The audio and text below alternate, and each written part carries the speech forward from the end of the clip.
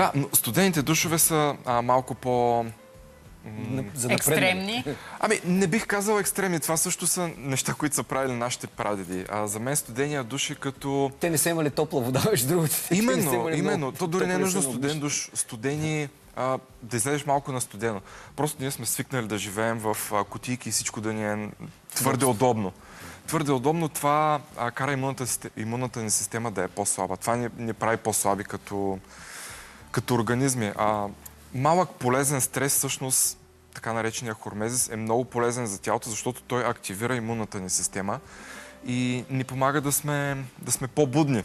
Всъщност, излагането на студ какво прави? Това е един фитнес за нашите артерии. Той кара да се разширяват и да се свиват.